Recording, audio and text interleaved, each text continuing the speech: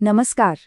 जो भी साथी आरपीएससी हिंदी व्याख्याता परीक्षा की तैयारी में जुटे हैं, उनके लिए आज हम एक ऐसी रणनीति पर बात करेंगे जो यकीन मानिए तैयारी को एक बिल्कुल नई दिशा दे सकती है।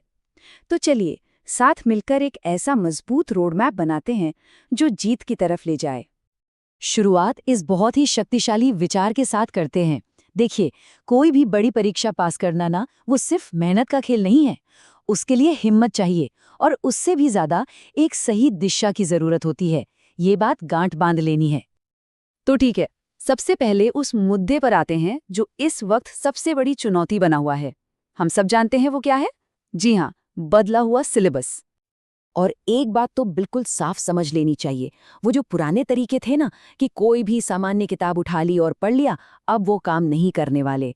वो अब मंजिल तक नहीं पहुंचाएंगे। मतलब तैयारी का तरीका बदलना ही पड़ेगा, कोई दूसरा रास्ता नहीं है। अब जरा इस बदलाव की गहराई को देखिए। पहले क्या था? सामान्य किताबें पढ़ ली, काम हो गया।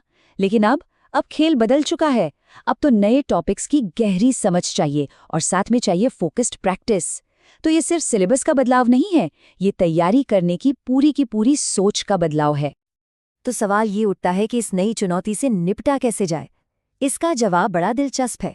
हमें कहीं और से नहीं बल्कि भारतीय काव्यशास्त्र से मिलता है। जी हाँ, काव्यशास्त्र हमें सफलता के 3 मजबूत स्तंभों का रास्ता दिखाता है। ये कॉन्सेप्ट है काव्य हेतु का, मतलब वो कारण जिनसे काव्य की रचना होती है। सोचिए, एक अच्छी कविता लिखने के लिए क्या चाहिए? प्रतिभा, ज्ञान और अभ्यास, है ना? बिल्कुल यही 3 चीजें इस परीक्षा में सफलता का भी आधार हैं। यही हमारे 3 स्तंभ हैं। आइए अब इन तीनों स्तंभों को जरा खोल कर समझते हैं। पहला है प्रतिभा। इसका मतलब सिर्फ पढ़ना नहीं है, बल्कि सब्जेक्ट के लिए एक जुनून, एक रुचि पैदा करना है। फिर आता है दूसरा स्तंभ, व्युत्पत्ति। मतलब ऊपरी ज्ञान नहीं, बल्कि असली ऑथेंटिक किताबों से गहरी समझ बनाना। और आखिर में तीसरा और सबसे अहम, अभ्यास। यही वो चीज है जो प्रतिभा और ज्ञान को असल सफलता में बदलती है। और सबसे जरूरी बात जो समझने वाली है वो ये है कि ये तीनों अलग अलग काम नहीं करते। ऐसा नहीं है कि सिर्फ टैलेंट है तो काम चल जाएगा या सिर्फ प्रैक्टिस कर ली तो हो जाएगा। नहीं, सफलता इन तीनों के सही तालमेल, एक सही कॉम्बिनेशन से ही मिलेगी। एक भी पिलर कमजोर हुआ तो बात नहीं बनेगी। चलिए तो अब थियरी से प्रैक्टिकल पर आते हैं। बात करते हैं उन औजारों की, उन साधनों की जो इन तीनों स्तंभों को मजबूती देंगे। यानी वो कौन सी किताबें हैं जो इस सफर में सबसे अच्छी दोस्त साबित होंगी। सबसे पहले बात व्याकरण की। देखिए, इसकी नींव तो क्लास 9 से 12 की रचना प्रबोध से ही बनानी है। ये बेस है।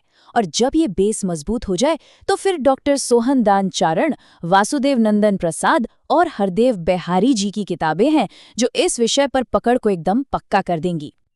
हाँ, काव्यशास्त्र कई लोगों को ही थोड़ा मुश्किल लगता है, लेकिन यकीन मानिए सही किताबें हों तो ये बहुत दिलचस्प हो जाता है। भारतीय काव्यशास्त्र के लिए डॉक्टर भागीरथ मिश्र और तारकनाथ बाली की किताबें देखिए। और जब बात पाश्चात्य काव्यशास्त्र की आए तो निर्मला जैन जी की किताब बहुत बहुत जरूरी है। और अब आते हैं हिंदी साहित्य के इतिहास पर। इसके लिए तो देखिए, आचार्य रामचंद्र शुक्ल की किताब के बिना तो बात ही नहीं बनती। वो तो पढ़नी ही पढ़नी है। उसके साथ साथ डॉक्टर नगेंद्र का संपादित इतिहास और क्लास 11-12 की किताबें आपकी समझ को एक नई गहराई देंगी। सच कहूं तो ये किताबें नींव का पत्थर हैं। तो देखिए, हमने चुनौती को समझ लिया, समाधान के 3 स्तंभ भी देख लिए और उन स्तंभों को खड़ा करने के लिए कौन सी किताबें चाहिए वो भी जान लिया। अब इन सारी बातों को मिलाकर एक फाइनल, एक ठोस रणनीति तैयार करते हैं। बस 5, सिर्फ 5 जरूरी बातें हैं। ये 5 पॉइंट्स पूरी तैयारी को सही रास्ते पर रखेंगे। पहला, सिलेबस लंबा है, हाँ, पर इससे घबराना नहीं है, बल्कि इसे एक मौके की तरह देखना है, दूसरों से आगे निकलने का मौका। दूसरा, वही 3 बातें, प्रतिभा, ज्ञान और अभ्यास, इनका तालमेल बिठाना है। तीसरा, कोई भी ऐरी गैरी किताब नहीं, सिर्फ और सिर्फ ऑथेंटिक, प्रामाणिक किताबें ही पढ़नी है। चौथा, अपने हाथ से नोट्स बनाइए और उसमें पुराने सवालों को जरूर शामिल कीजिए। और पांचवा, जो शायद सबसे जरूरी है, रट्टा नहीं मारना है, कॉन्सेप्ट्स को समझना है, उनकी तह तक जाना है। बस ये 5 बातें, ये तैयारी की रीढ़ की हड्डी हैं। तो इतनी सारी बातचीत के बाद अब सवाल ये नहीं रह जाता कि क्या करना है, वो तो हम जान चुके हैं। अब असली सवाल ये है कि अगला कदम क्या होगा। और मैं अपनी बात इसे एक सवाल के साथ खत्म करना चाहूँगा। तैयारी के सफ़र में जब भी कोई मुश्किल सवाल सामने आए तो उससे परेशान मत होइए, उसे एक रुकावट की तरह मत देखिए, बल्कि रुककर खुद से पूछिए कि यह कठिन सवाल मुझे क्या सिखा सकता है। क्योंकि यकीन मानिए, सीखने का सबसे बड़ा मौका हमेशा चुनौती के पीछे ही छिपा होता है।